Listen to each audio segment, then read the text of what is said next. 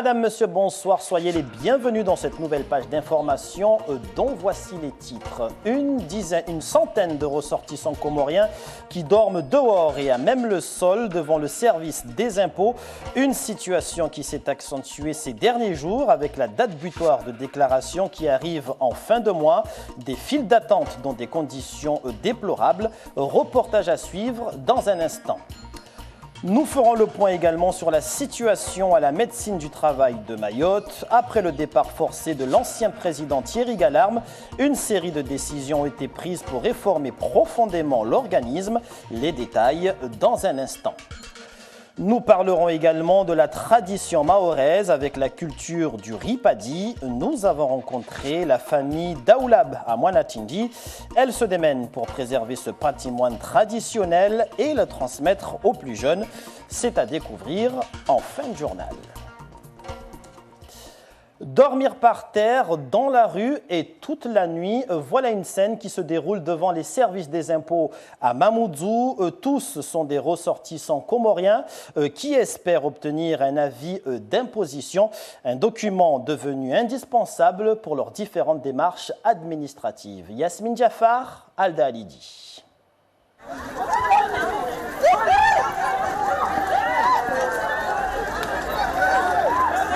C'est la panique. Hommes, femmes et enfants prennent la fuite. Des jeunes viennent de les gazer. Ils bravent le danger, non pas pour échapper au séisme qui secoue l'île depuis plusieurs semaines, mais ces Comoriens dorment sur le trottoir dans l'espoir d'être reçus au service des impôts au petit matin. Tous ou presque sont en situation irrégulière. Il est 1h du matin, sur des cartons en guise de matelas ou sur des draps étalés sur des bouches d'égout. Ils passeront la nuit ici et ainsi. La mairie nous demande désormais de fournir un avis d'imposition pour pouvoir scolariser nos enfants. Je suis venue plusieurs fois. Avant-hier encore, je suis arrivée à 4h du matin. J'ai attendu jusqu'à 7h du matin et l'agent de sécurité m'a dit que c'était impossible de faire ma déclaration à ce moment-là, car il faut venir ici très tôt. Tout le monde arrive en même temps. Le délai est trop court. Après le 28 juin, ce sera trop tard. Donc chacun espère arriver en premier. Ces derniers mois, obtenir l'avis d'imposition est devenu primordial pour les ressortissants comoriens. Un précieux sésame qui nécessite des sacrifices, selon Faouzia. Cette jeune maman passera la nuit dans la rue avec son bébé de quelques mois.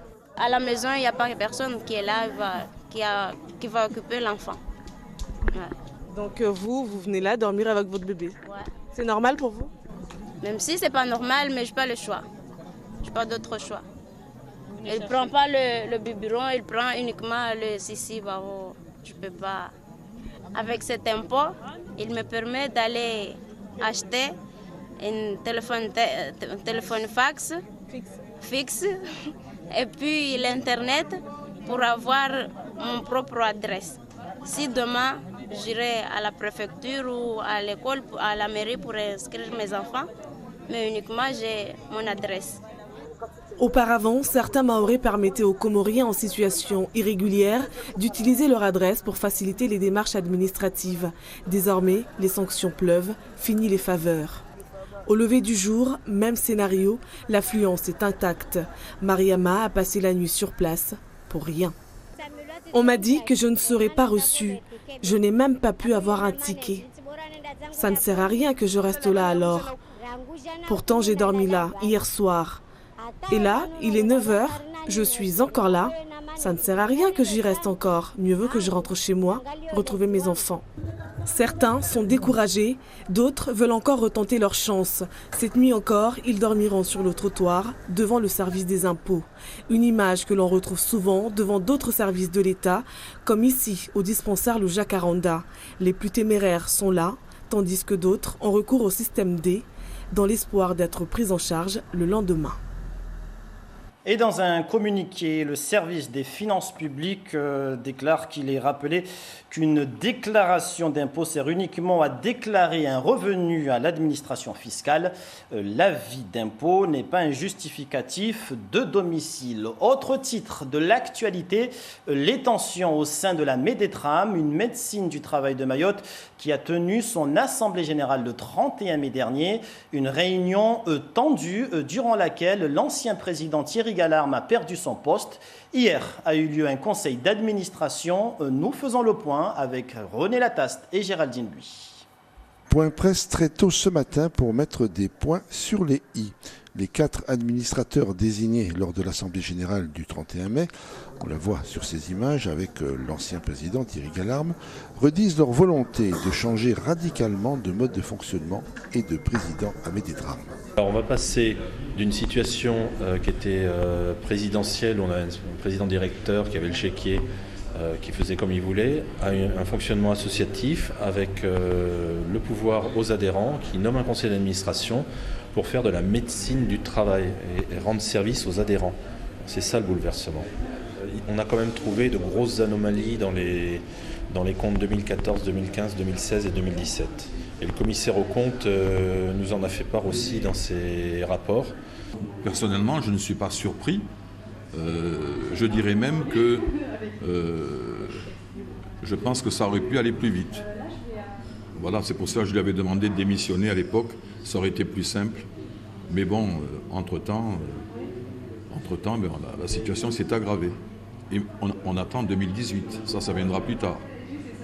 Je pense que les 6 premiers mois de 2018, ça va réserver des surprises. L'Assemblée générale du 31 mai avait décidé ce qui a été qualifié de mesure de sauvegarde, l'exigence de la double signature pour les paiements, le rapatriement des moyens de paiement en possession de Thierry Gallarme, dont des chéquiers, et la dénonciation de certains contrats jugés inutiles et coûteux. Une assemblée générale extraordinaire, seule habilitée à changer les statuts, est convoquée le 22 juin et le 10 juillet s'il n'y a pas 50% des adhérents. À l'ordre du jour, il n'y aura plus de membres de droit, les procurations seront limitées, les nouveaux administrateurs seront élus. Hier s'est tenu un conseil d'administration avec le commissaire aux comptes. Il n'avait déjà pas approuvé les comptes 2014, 2015, 2016 et il a hier constaté des anomalies pour 2017. Il allait exercer son devoir de révélation et informer le procureur qu'il a constaté un certain nombre d'anomalies, d'incidents et de faits. Après, la justice se saisira ou pas, les choses suivront leur cours. Va-t-il falloir un remède de cheval à la médecine du travail Médétram pour retrouver la santé ? Nous prenons la direction de Mtsamboro maintenant, dans le nord de l'île. Ce matin, un bâtiment d'habitation s'est effondré suite à un glissement de terrain. Une quinzaine de personnes s'est retrouvée sous les décombres, se préparer en vue d'un éboulement avec des victimes ensevelies. C'était le thème de l'exercice des sapeurs-pompiers opéré ce matin, comme vous allez le constater dans ce reportage d'Hachim Saïd Hachim et Youssouf Abed Matouar. Fumbuni est un quartier classé zone dangereuse par la mairie de Mtsamboro. Le glissement de terrain a fait plusieurs victimes, dont certaines sous les débris de l'habitation écroulée. 30 sapeurs-pompiers sont mobilisés dans cette intervention de secours. Et l'objectif pour nous était de tester à la fois notre technicité opérationnelle en matière de localisation et d'extraction des victimes prisonnières des décombres, mais également de l'organisation de la chaîne de secours. Un éboulement et des victimes sous les décombres, l'opération de secours sort du commun, c'est une première à Mayotte. Pour cette intervention, du matériel électronique est utilisé, des appareils capables de détecter des battements de cœur sous terre. C'est du matériel très moderne qui nous permet de localiser les victimes très précisément à partir de signaux faibles, du genre quelqu'un qui tape régulièrement sur une surface plane ou qui appelle. On arrive par un système de triangulation à la localisation très précisément sous un tas de décombres et ensuite, après avoir dégagé ces décombres, de lui porter secours et de l'extraire. Ce matériel nous permet aussi, si la victime n'est pas encore directement accessible, d'aller la visualiser avec une caméra fixée au bout d'une perche et de pouvoir lui parler et d'établir un dialogue avec elle afin de la rassurer et lui donner quelques consignes. C'est un exercice grandeur nature opéré sur une zone à risque réel. Le terrain en mouvement endommage les habitations. Dans ce quartier de Fumbuni, 50 foyers sont concernés. Oui, ce quartier, c'est une réalité. Le glissement de terrain qu'il y a dans ce quartier-là, c'est vraiment une réalité de la nature, de la mère nature, qu'on ne peut pas faire autrement. Le seul moyen qu'on peut faire, c'est sécuriser la population, pouvoir les déloger et faire en sorte que tout se passe bien. Et avec les séismes qu'il y a en ce moment sur Mayotte, c'est un peu dangereux. Tout était réuni pour cette opération de secours grandeur nature, le PC de commandement et ses moyens de transmission, l'hôpital de campagne pour le préconditionnement des victimes avant leur transfert à l'hôpital. Et pour aguerrir l'ensemble de l'effectif des sapeurs-pompiers, plusieurs exercices sont prévus d'ici la fin de l'année en partenariat avec d'autres services de secours de l'île. Économie et sociale avec la CCI qui organise jusqu'à demain jeudi une formation pour les futurs arbitres et médiateurs pour les entreprises, un mode de justice hors de la justice officielle qui est de plus en plus courant dans le monde économique. Un centre régional d'arbitrage et de médiation verra le jour à l'issue de cette formation. Il s'insérera à ceux de l'océan Indien. René Lataste, Géraldine Lui. Ce centre régional d'arbitrage et de médiation est une nouveauté qui nous met au niveau des autres pays ou régions de l'océan Indien. Depuis ce matin, les futurs arbitres, une dizaine de chefs d'entreprise et de juristes, sont formés par 2 avocats parisiens à cette autre justice, l'arbitrage, la médiation. Une nécessité aujourd'hui que Mayotte multiplie ses liens économiques avec l'extérieur. On a constaté que les entreprises de Mayotte qui investissent de plus en plus dans les pays qui sont autour de nous, viennent avec des contrats qui sont écrits en anglais ou même en chinois, ça va jusqu'à là.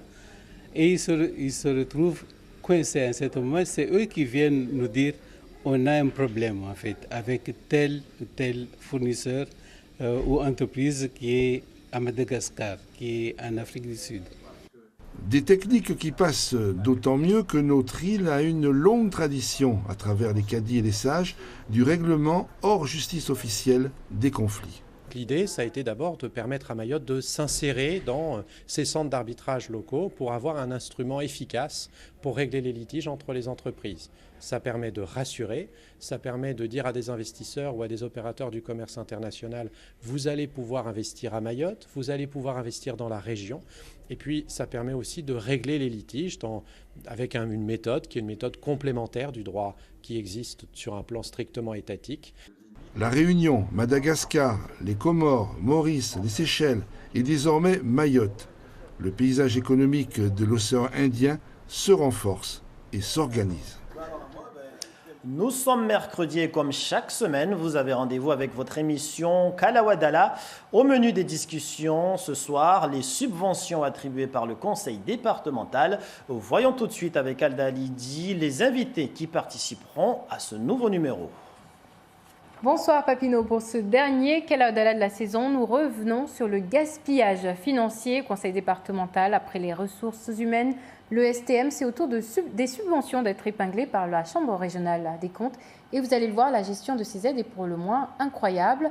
Près de 100 millions d'euros dépensés entre 2012 et 2016 pour des dossiers parfois incomplets, des projets loufoques et farfelus, du tourisme déguisé ou des coups de pouce à la famille. Les exemples, les noms des associations, des personnes, des liens familiaux avec les élus du département ainsi que les sommes reçues, tout est écrit dans le rapport de la Chambre régionale des comptes. On en parle ce soir avec Jacques Martial-Henry, deuxième vice-président du Conseil général en charge du social dans l'ancienne majorité. Issyak Abdillaï, conseiller départemental de 2011 à 2015. Ali Debré-Combo, président de la majorité actuelle. Et Denis Herman, journaliste du quotidien Les Nouvelles de Mayotte. Je vous dis à tout à l'heure. À tout à l'heure pour Kalawadala à partir de 19h55. J-1 avant la fête de la musique qui sera célébrée un peu partout dans le monde ce 21 juin. Mayotte ne sera pas en reste puisque des festivités sont programmées par le département du 21 au 23 juin. Et cette année, cette fête de la musique sera au rythme des musiques urbaines pour un festival d'une durée de 3 jours impulsé par le tout nouvel office culturel départemental, l'OCD. Des chanteurs professionnels et amateurs se produiront donc sur la scène dans les 4 coins de l'île. Et pour parler de cette fête de la musique, mais aussi de l'OCD, nous recevons ce soir le conseiller départemental de Koungou en charge de la culture, de la jeunesse et des sports, Bourhan Alaoui. Bonsoir. Bonsoir Papineau, bonsoir à tous les Mahorais qui nous regardent ce soir. Alors un festival qui s'annonce chargé puisque 3 journées sont consacrées à ce festival. Oui, tout à fait. Il faut souligner que c'est quand même la première édition. Donc, c'est un essai. Donc nous avons décidé de mettre 3 jours à l'honneur à nos jeunes de Mayotte pour qu'ils puissent se produire et se faire montrer au public. Alors, 3 journées, donc qui commencent dès demain. Vous avez choisi comme thème les musiques urbaines. Tout à fait. Parce que nous nous sommes rendus compte qu'à Mayotte, je pense que dans tous les villages de Mayotte, il y a un groupe de jeunes qui fait de la musique. Et dans les festivals au passé, on ne les voit pas tellement. Donc c'est pour ça que nous avons choisi ici de les mettre à l'honneur parce que nous avons beaucoup de jeunes qui aiment cette musique aujourd'hui qu'on appelle la musique urbaine. Donc c'était tout à fait normal qu'on les mette à l'honneur. Donc c'est un festival qui va se tenir en simultané dans plusieurs localités en même temps, hein. C'est bien ça? Oui, tout à fait. Donc il y a 3 scènes qui sont mises en place. Un au nord, à Bandabois, un à Mamoudzou, donc sur l'ancienne place du marché, et un autre à Chikoni. Donc ça va commencer demain dès 15h. Donc c'est libre. En fait, il y avait des inscriptions à faire. Donc chaque groupe avait la possibilité de s'inscrire. Et puis ils seront programmés demain. Donc à partir de 15h, ils vont se produire jusqu'à 18h. Et après, on va observer un petit moment où tout le monde aura les yeux rivés sur le match parce qu'il ne faut pas oublier qu'il y a le match de la France demain, jusqu'à 20h. Et ça va continuer après jusqu'à minuit. Et donc, nous avons appris également qu'il y aurait une 4e scène avec Pamandzi. Vous confirmez? Non, en fait, pour l'instant, on s'est limité à ces 3. On s'est limité à ces 3 parce qu'on s'est rendu compte qu'en Petite Terre, étant donné que demain c'est la fête de la musique, il y a d'autres personnes qui ont mis en place des scènes. Mais pour le département, ce sont les 3 que j'ai cités là. D'accord. Alors, ce festival est notamment impulsé par le département et surtout par l'office, l'OCD, l'Office culturel départemental qui a été créé il y a à peine un mois. Oui, c'est tout nouveau, donc cet office, parce que nous avons jugé utile de le créer. Étant donné qu'au niveau du département, on ne pouvait pas mener une vraie politique de la culture avec cet office. C'est libre parce qu'elle s'administre toute seule. On a des personnalités qualifiées qui sont dedans, aussi bien au niveau du théâtre, musique, danse. Et ce sont ces personnes-là qui vont impulser justement avec d'autres personnes extérieures pour mettre en place tout ce que la population de Mayotte souhaite au niveau culturel. Donc un festival, pour rappel, qui commence demain à partir de 15h. Merci Bourhane Alaoui d'avoir accepté de répondre à nos questions. Je vous en prie. La tradition maintenant avec la culture du ripadi, une histoire de préservation, un reportage autour de la récolte de ce riz avec la famille Daoulab de Moanatindi dans le sud de l'île. Notre équipe a rencontré cette famille qui se démène pour inculquer cette tradition à la nouvelle génération, une tradition qui se fait de moins en moins à Mayotte mais qui reste toujours d'actualité pour certains. Voyez la suite avec Bibi Mariam Halidi et Anastasia Laguera.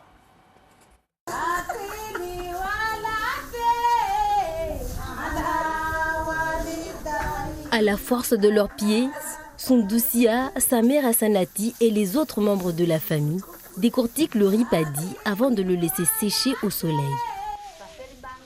Nous nous sommes tous réunis en famille pour la culture du ripadi car on aimerait l'utiliser le jour du mariage de notre fille.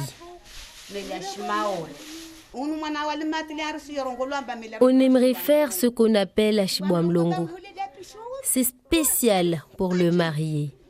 C'est du riz accompagné d'une sauce qui vient avant le petit déjeuner.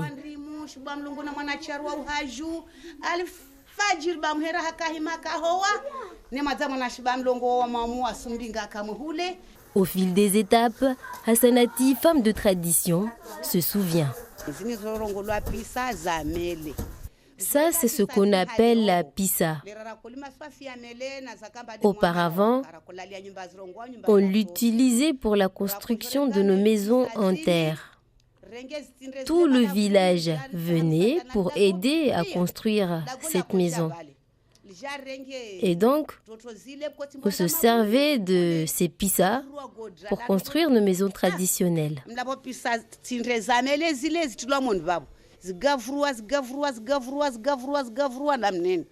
Après le séchage, le riz va être pilé. Là aussi, la technique est apprise des anciens. Quand on parle de chibamlongo, c'est un petit, on peut dire petit déjeuner, mais c'est pas un petit déjeuner avec des gâteaux ou du thé, mais c'est un peu du riz avec un peu de sauce qui vient avant qu'on amène les gâteaux et le thé. Voilà le résultat d'un long travail qui a duré plusieurs mois. Après la plantation, la cueillette et toutes les étapes que nous venons de voir aujourd'hui, nous avons enfin un riz prêt à être cuit. Un riz sans aucun traitement biologique, fait par nos mères et nos grands-mères, une pratique qui se perd malheureusement, mais que ces femmes autour de moi tentent de préserver coûte que coûte. Voilà qui met un terme à cette édition de ce mercredi, marquée par ces images de centaines de personnes étrangères en situation irrégulière pour la plupart, des ressortissants comoriens qui n'hésitent pas à dormir sur le trottoir afin d'espérer d'être reçus par les administrations fiscales ou encore hospitalières. Une situation qui a pris de l'ampleur ces derniers jours avec la date butoir de la déclaration des impôts fixée au 29 juin. Merci pour toute l'attention accordée à ce 19h. Juste après, vous serez avec Daniel Abdou qui vous présentera le journal en maoré, à l'issue duquel vous aurez rendez-vous avec votre émission Kalawadala. Avec ses invités, Alda Lidi reviendra sur les subventions au Conseil général. L'info revient demain à 5h en radio avec l'équipe de la matinale, puis à 13h avec le journal de la mi-journée qui vous sera présenté par Darwesh Daoud. Très belle soirée à tous sur la première et à demain 19h pour de nouvelles informations.